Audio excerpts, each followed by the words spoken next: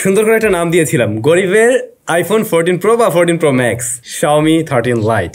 তো এই ভাই আসতে তো এই স্মার্টফোনের আনবক্সিং এর একটা ভিডিও অলরেডি আমাদের চ্যানেলে দেওয়া হয়েছে এবং দেখলাম প্রচুর ইন্টারেস্ট এর ব্যাপারে আপনাদের। তো ফাইনালি ফুল রিভিউটা নিয়ে হাজির হয়ে গেলাম। রিভিউ বলতে কি, আগের ভিডিওতে আমরা মোটামুটি সবকিছু আলোচনা করে ফেলছিলাম কি কি আছে। আজকে আমাদের টেস্টিং রেজাল্টগুলো শেয়ার করি, তাহলে আপনার বুঝতে সুবিধা হবে আসলে এটা নেওয়া যাবে কিনা। ধন্যবাদ সেলটেক বিডিকে আমাদের কাছে স্মার্টফোনটা বাংলাদেশে জাস্ট ল্যান্ড করার সাথে সাথে পাঠিয়ে দেওয়ার জন্য। বসুন্ধরা সিটিতে তাদের সব রয়েছে, লেভেল 5 এ ডেসক্রিপশনে সবকিছু দেওয়া থাকবে। সো আমি আর ডিজাইনে গেলাম না, জাস্ট এটুকু বলবো এইটার হ্যান্ডফিল খুবই দারুণ। এটা মানে হাতে নিলে মনে হবে ভাই জোস একটা কিছু ধরে আছি। ওজনটা অনেকটাই কম। যে বিষয়টা আপনার ভালো লাগবে না সেটা হলো এর বডি ফ্রেমটা প্লাস্টিকের তৈরি, এটা মেটাল হলে খুব দারুণ হতো। ইন ডিসপ্লে ফিঙ্গারপ্রিন্ট স্ক্যানার, এটা খুবই ফাস্ট অ্যান্ড একুরেট, প্রত্যেকবারই একুরেটলি কাজ করছে এবং আমাদের কখনোই মানে মিস করতে বা কোনো সমস্যা আমরা ফেস করিনি। ইভেন এটার পজিশন আমার কাছে ঠিকঠাকই লেগেছে ফোনের সাইজ অনুযায়ী আর কি। এটার ডিসপ্লেটা কিন্তু একদম টপ নচ লেভেলের। যখন কিনা আপনি 45,000 প্লাস বা 50 এর নিচে কিনবেন, সেই জায়গার যে স্মার্টফোন পাওয়া যায় তাদের সাথে কম্পেয়ার করতে গেলে এটা ডিসপ্লে একদমই ভালো লেগে যাবে। কার্ভ ডিসপ্লের সাইজ ছিল হলো 6.55 ইঞ্চ, ফুল এইচডি প্লাস রেজুলেশনের, 120 হার্টজ হাই রিফ্রেশ রেট। যখন কিনা আপনি টাচ করবেন, কোনো কাজ করবেন, এটা 120 হার্টজ পর্যন্ত পুশ করবে। আবার রেখে দিলে এটা কিন্তু 60 হার্টজে চলে আসবে। আবার আপনি যখন একদম আউটডোরে যাবেন ডিরেক্ট সানলাইটে, অটোমেটিক ব্রাইটনেস তখন কিন্তু এটা আপনাকে নিয়ে নিতে পারবে 1000 নিট পর্যন্ত। তো 1000 নিটস আমার মনে হয় একটা স্মার্টফোন ডিরেক্ট সানলাইটে দেখার জন্য ঠিকঠাক আছে। এর বাইরে টাচ রেসপন্স খুবই ভালো পেয়েছি, খুবই কালারফুল একটি ডিসপ্লে। তাছাড়াও ডিসপ্লের চিন বেজেল দেখতে গেলে হ্যাঁ মোটামুটি সিমেট্রিক্যাল টাইপেরই। হ্যাঁ নিচেরটা একটু মোটা, যদিও সেটা চোখে বাঁধার মতো না, বাট চোখে যেটা বাঁধবে সেটা হলো এর ক্যামেরা কাট আউট। এই যে পাঁচল কাট আউটটা দেখছেন, এটা একটা ক্যাপসুলের মতো, যা দেখতে ওই যে আইফোনের মতো 14 প্রো ম্যাক্স এর মতো। জাস্ট এখানে দুইটা ক্যামেরা আছে, এই কারণে তারা এরকম একটা কাট আউট দিয়ে দিছে। এইটার আর স্পেশাল কোনো ব্যবহার বিধি নেই। যাই হোক, ডিসপ্লে নিয়ে সন্তুষ্ট আমি। আমরা সেদিনই তো বললাম একদম নতুন একটা প্রসেসর দিয়ে আসে, কোয়ালকম স্ন্যাপড্রাগন 7 Gen 1, যেটা মোটামুটি আমরা হাই মিড রেঞ্জ বাজেটের স্মার্টফোনে ব্যবহার হতে দেখবো আশা করছি নেক্সট বেশ কিছু স্মার্টফোনে। তো এটাতে ছিল, আর এটার গ্রাফিক্স সেকশনে পাওয়ার করছে কিন্তু Adreno 644, স্টোরেজ টাইপ UFS 2.2। এরকম একটা ডিভাইসের সাথে যখন কিনা আপনি 45,000-এর আশেপাশে কোনো একটা স্মার্টফোন কিনবেন, তখন কিন্তু বিষয়টা ওরকমই হবে। আমি UFS 3.0 বা 3.1 এরকম কোনো কিছু আমি আশা করতেই পারি। সো এই জায়গায় একটু পিছিয়ে আছে। এটা দুইটা ভ্যারিয়েন্টে পাওয়া যায়, 8/128GB, 8/256GB। রান করছে MIUI 14 বেসড অন Android 12। তো Android 13 দিয়ে আসলে 13 লাইটের সাথে জিনিসটা আর কি আরো বেশি ভালোভাবে খাপ খেত, বা সেটা একদম যুগ উপযোগী হতো। তো এই দুইটা ব্যাপারে আমি পারফরমেন্স সেকশনে এসে বলবো হ্যাঁ একটু কমতি রয়েছে। তো এই 7 Gen 1 এটা কিন্তু TSMCর 4nm ফেব্রিকেশনে তৈরি করা একটি SoC, মানে এটা বেশ পাওয়ার এফিশিয়েন্ট, আবার অন্যদিকে মোটামুটি বেশ পাওয়ারফুল বলতে পারেন।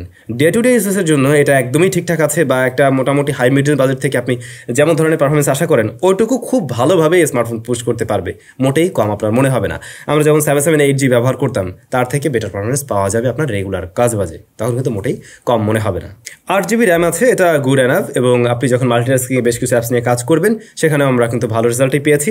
আশা করছি এতেও আপনাদের কোনো কমপ্লেইন থাকবে না। তবে গেমিং এর প্রসঙ্গে যেমন আমরা COD প্লে করছিলাম হাই গ্রাফিক্স ম্যাক্স ফ্রেম রেটে, তাতে কিন্তু কনস্ট্যান্টলি প্রায় 60 FPS ধরে রাখতে পারছিল ম্যাক্সিমাম টাইমে।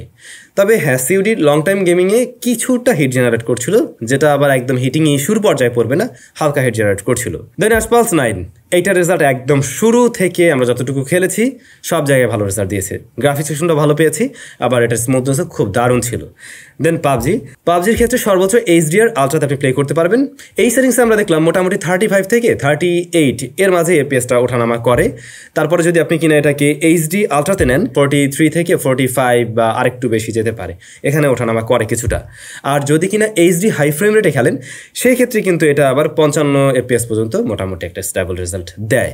বাট হ্যাঁ পাবজির ক্ষেত্রে আমরা কিন্তু ল্যাগ পেয়েছি, মানে এই প্রসেসরটা তো নতুন একদম, তো এটার সাথে হয়তো পাবজি এখনো ওইভাবে অপটিমাইজ হতে পারেনি। সো আশা করা যায় এটা ভবিষ্যতে ঠিক হয়ে যাবে, মানে এইটা যে প্রসেসর তার ওইটুকু ক্যাপাবিলিটি থাকার কথা অবশ্যই। এছাড়াও আমরা আরো কয়েকটা টুকটাক গেম প্লে করে দেখছিলাম যেগুলো স্মার্টফোনে ভালোই চলছিল। এখন আপনি যদি হাই মিড রেঞ্জ বাজেটে একটা স্মার্টফোন কিনতে গিয়ে হার্ডকোর গেমার না হন, তাহলে এর গেমিং পারফরমেন্স নিয়ে আমার মনে হয় আপনারা সন্তুষ্ট থাকবেন। রেয়ারে 3টি শুটার রয়েছে। মেইন শুটার 50 মেগাপিক্সেলের Sony IMX 766, অলরেডি অনেক স্মার্টফোনে আমরা এই সেন্সরটি পেয়েছি। এরপর 8 মেগাপিক্সেল আলট্রা ওয়াইড, 2 মেগাপিক্সেলের macro shooter, as usual setup একদম। বাট হ্যাঁ সামনে আবার দুইটা শুটার রয়েছে, 32 সাথে 8 মেগাপিক্সেল একটি ডেপথ। তো মেইন যে ক্যামেরা, রিয়ারে মেইন ক্যামেরা আর কি, এইটা ডেলাইটে কিন্তু দারুণ চমক দেখিয়েছে। ম্যাক্সিমাম ছবিগুলোই ম্যাক্সিমাম মানুষের কাছে ভালো লেগে যাবে, অর্থাৎ একটু পপ টাইপের কালার দেয়, যেটা দেখতে অনেকের কাছেই ভালো লাগে। সোশ্যাল মিডিয়া রেডি টাইপ ছবি যেগুলোকে আমরা বলি, তো ম্যাক্সিমাম সিনারিতে দেখছিলাম হ্যাঁ কালারটা কিছুটা বাড়িয়ে দেয়। যদিও গ্রিন কালারটা বা রেড কালারের দিকে আপনারা যদি ভালো করে খেয়াল করেন তখন একটু হয়তো বেশি দেখবেন, কালারটা একটু বেশি বুস্টেড মনে হয়, একটু স্যাচুরেটেড মনে হয়। এর বাইরে গিয়ে যদি আমরা লক্ষ্য করি শার্প শার্পনেস ডিটেল, হ্যাঁ সেটা কিন্তু আমরা খুবই ভালো পেয়েছি।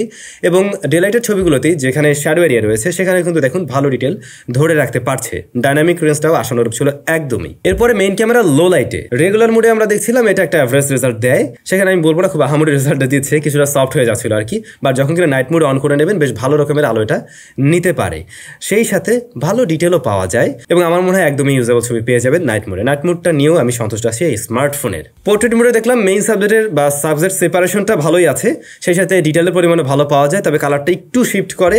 আর চুল এরিয়া বা কর্নার এরিয়া পেলে তো যে কোনো স্মার্টফোন এই টুকটাক কিছুটা মিসম্যাচ করে, যেটা এর ক্ষেত্রে ব্যতিক্রম ছিল না। বাট হ্যাঁ পোর্ট্রেট মোডটাও ভালো লাগছে আর কি। দেন আলট্রাওয়াইড 8 মেগাপিক্সেলের, যেটা আমার কাছে মনে হয়েছে মেইন ক্যামেরার মতো অতটা শার্পনেস ডিটেলে ছবি দিতে পারে না, কিছুটা সফট হয়, ডিটেলের পরিমাণ কম থাকে। আবার বিশেষ করে সে বিষয়টা লক্ষ্য করা যায় লো লাইটের দিকে। বাট আপনি যদি একদম প্রপার লাইটিং কন্ডিশনে নেন তাহলে ইউজেবল ছবি পেয়ে যাবেন, কিন্তু কালারের মাঝে আমরা হালকা কিছুটা শিপিং লক্ষ্য করছি।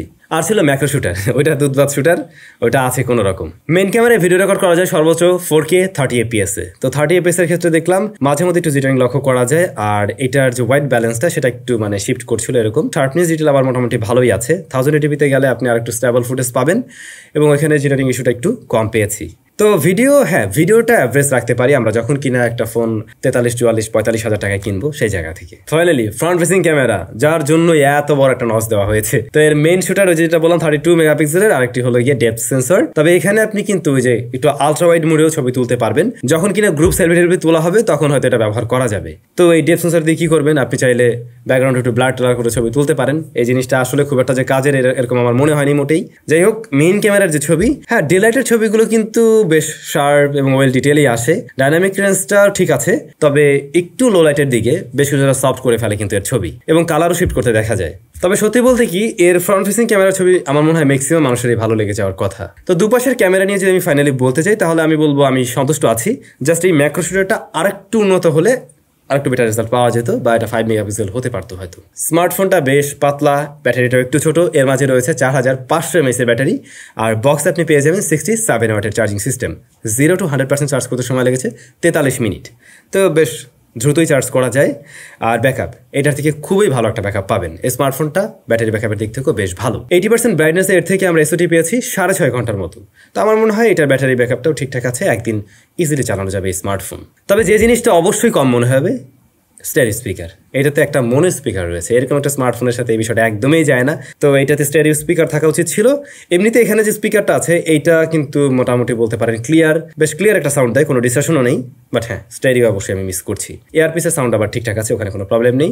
নেটওয়ার্ক কানেক্টিভিটি জনিত কোনো প্রবলেম নেই এই স্মার্টফোনে। এছাড়াও প্রয়োজনীয় সমস্ত সেন্সরগুলো এখানে রয়েছে, আইআর ব্লাস্টারও থাকছে। তো এই ছিল Xiaomi 13 Lite।